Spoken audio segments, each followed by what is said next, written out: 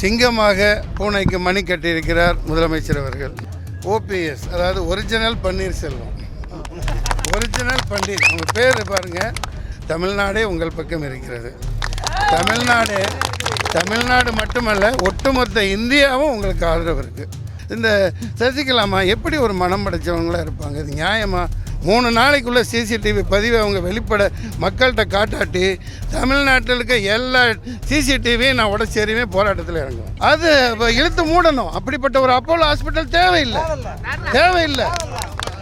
காலையில் அமைதி, காலையில் 4 மணிக்கு கொண்டு போய் ராஜாஜியாரில் வச்சாச்சு. 4 மணிக்கு அடக்கம் பண்ணுறாங்க. அதுக்கு யாராவது உடலை பதப்படுத்துவாங்களா? நீங்கள் முதல்ல சிசிடிவி பதிவை காட்டுங்க, அவங்களுக்கு என்ன நடந்ததுன்னு காட்டுங்க. அடுத்து நீங்கள் எந்த பதவியில் உட்காருங்க, எனக்கு ஆட்சேபனே இல்லை. காவேரி இறங்கினா தான் எல்லா விவசாயம் செத்துருக்க மாட்டானேப்பா. காவேரி இறங்க மாட்டேங்குதேப்பா. சிரிச்சு வாழ்வோம். சிரிச்சு ரொம்ப நாள் ஆச்சு. இன்னைக்கு தான் தமிழ் சிரிக்கிறீங்க. சத்தம் போடாதீங்க, இடையில யாரும் பேசாதீங்க. பேசலாமா?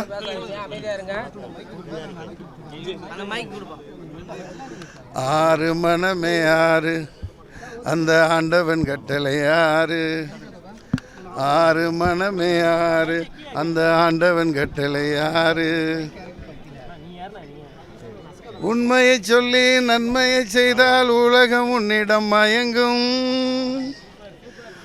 உண்மையை சொல்லி நன்மையை செய்தால் உலகம் உன்னிடம் மயங்கும். இன்று தமிழ்நாடு மகிழ்ச்சியாக இருக்கிறது. பல இருள் மேகங்கள் சூழ்ந்திருந்த நிலையில் பிரச்சனை தமிழகத்தை சூழ்ந்து அல்லது கிளப்பி விடப்பட்டு கொண்டிருந்த நேரத்தில் இன்றைக்கி ஒரு விடிவு காலம் பிறந்திருக்கிறது. சிங்கமாக பூனைக்கு மணி கட்டியிருக்கிறார் முதலமைச்சர் அவர்கள். ஒரு சிங்கமாக பூனைக்கு மணி கட்டியிருக்கிறார் முதலமைச்சர் அவர்கள். மாணவர் போராட்டத்தில் நான் அதிக நாட்கள் 6 நாட்களில் 5 நாட்களுக்கு மேலே அங்கே கழித்தேன். இருட்டில் மாணவர்களாக என் குழந்தைகளோடு கலந்துக்கிட்டு இருந்தேன். உங்கள் எல்லாருக்கும் தெரியும். மாணவர்கள் ஐயா முதல்வர் அவர்களை ஒரு கிண்டலாக விமர்சித்து பேசியிருந்தாலும் ஒரு அப்பா ஸ்தானத்தில் அவர் எல்லாத்தையும் ரசிச்சுக்கிட்டு, இப்போ நம்ம குழந்தையெல்லாம் எப்படி ஒன்று பிராண்டட் சட்டை கேட்கும், ஒன்று சின்ன பையன் இந்த மாதிரி கேட்பாங்க. அந்த மாதிரி அடம்பிடிச்ச மாதிரி சில பேர் கதவை உடைப்பாங்க வீட்டில் நம்ம குழந்தைகள்லாம். அந்த மாதிரி இப்போ செல்வத்துட் செல்வம் செவி செல்வம் நல்ல ஒரு இதாக இலக்கிய நயத்தோடையெல்லாம் அந்த போராட்டத்தின் போது முதல் விமர்சிக்க ஒரு அப்பா ஸ்தானத்தில் அதை அவ்வளோ பெருந்தன்மையோடு ஏற்றுக்கொண்டு, உதாரணத்துக்கு செல்வத்துட் செல்வம் செவி செல்வம், ஓபிஎஸ், அதாவது ஒரிஜினல் பன்னீர்செல்வம். ஒரிஜினல் பன்னீர், அவங்க பேர் பாருங்கள், அற்புதமான பேர் அவர் வைத்திருக்காங்க. அவங்க அப்பா அம்மா நம்ம முதல்வர் மாண்புமிகு பன்னீர்செல்வம் அவர்கள். பன்னீர் கல்யாணத்தின் திருமணத்தின் போது தெளிக்க வேண்டிய ஒரு மணக்கக்கூடிய ஒரு பொருள். செல்வம், அவர் மக்களின் செல்வமாக இருக்கிறார்.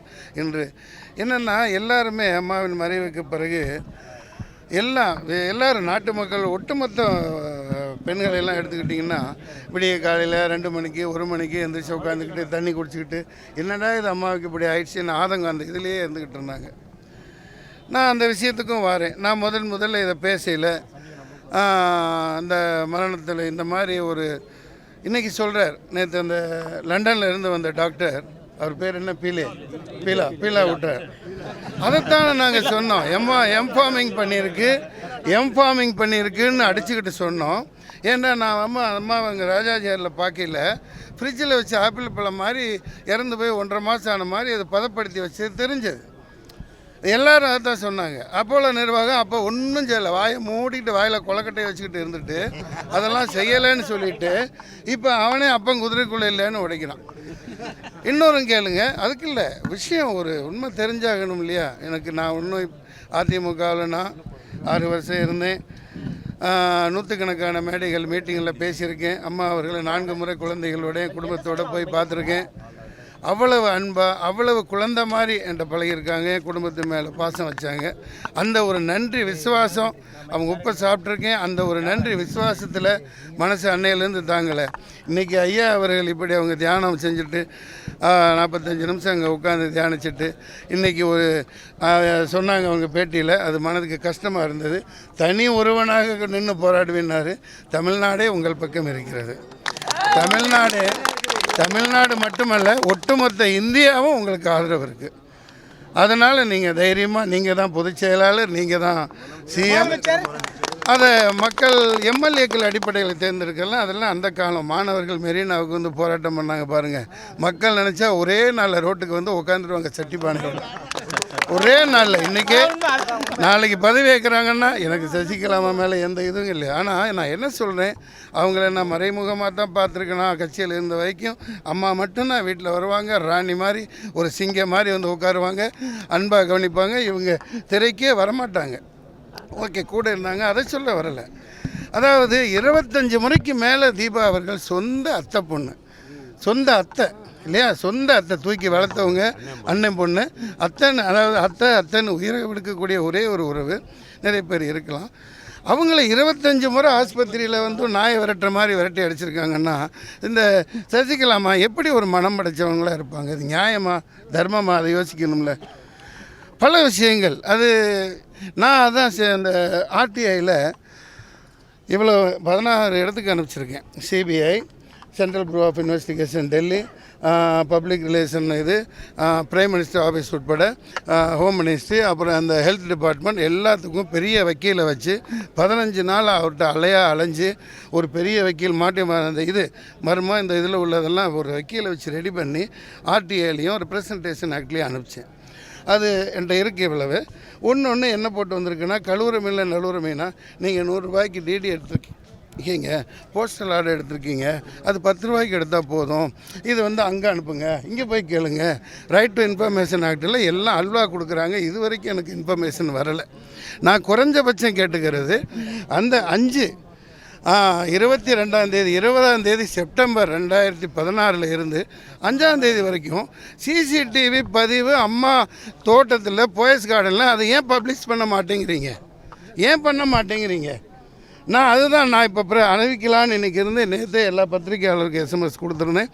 3 நாளைக்குள்ளே அதை பப்ளிஷ் பண்ணாட்டி எனக்கு அம்மா போயஸ் கார்டனில் சிசிடிவி பதிவை, ஏன்னா ஹை செக்யூரிட்டியில் இருந்தவங்க அந்த பதிவை 3 நாளைக்குள்ள சிசிடிவி பதிவை ஜெயா டிவி யாருக்காக இருக்குது? சசிகலாவுக்காகவா இருக்குது?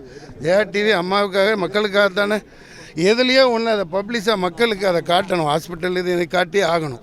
3 நாளைக்குள்ளே சிசிடிவி பதிவை அவங்க வெளிப்பட மக்கள்கிட்ட காட்டாட்டி தமிழ்நாட்டில் இருக்க எல்லா சிசிடிவியும் நான் உடச்சேரியுமே போராட்டத்தில் இறங்குவேன். சிசிடிவி இருக்கக்கூடாது. அம்மா வீட்டுக்கே சிசிடிவியை நீங்கள் காமிக்கலைன்னா இதே பத்திரிகையாளர்களை நீங்கள் கேட்க மாட்டேங்கிறீங்க. ஏங்க, ஒவ்வொரு இடத்துலையும் போலீஸ், காவல்துறை வைக்கிறதா இல்லையா? என்ன சொல்லி வைக்கிறாங்க நீங்கள் பார்த்துருப்பீங்க. நான் பாம்புக்குரோவில் வீட்டுக்கு வெளியே போகிற வழிக்கு பார்ப்பேன். என்ன போட்டிருக்கோம்? Please install CCTV on your neighbourhood போடுறாங்களா இல்லையா?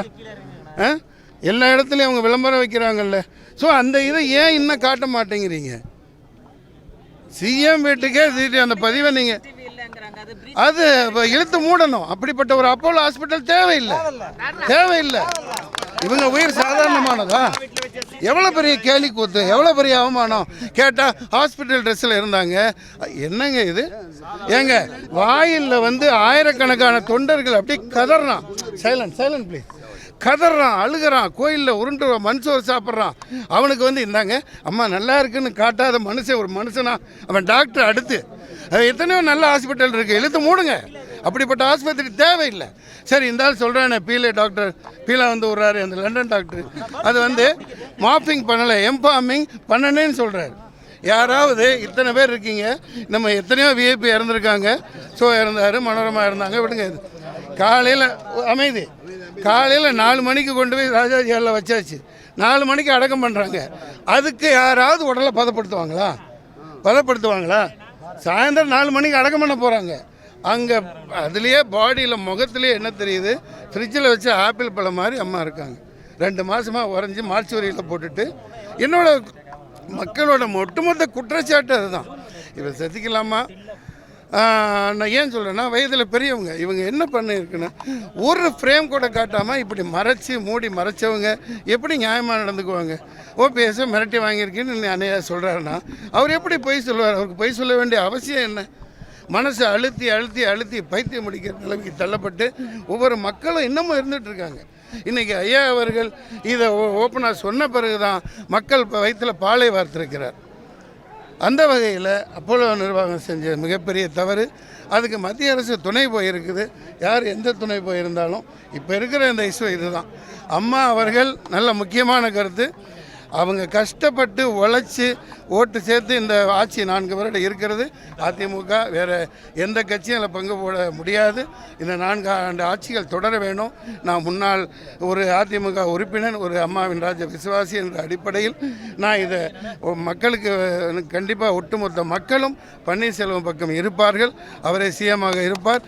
பொதுச் செயலாளர் பதவியையும் சசிகலா அவர்கள் விட்டு கொடுத்து பொதுச் செயலாளர் பதவியும் இவரிடமே ஒப்படைக்க வேண்டும் என்பது என்னுடைய தாழ்மையான வேண்டுகோள். இதில் அரசியலமைப்பு சட்டங்கள் சில மாற்றணும். ஜனநாயகம் புறையோடி போச்சு.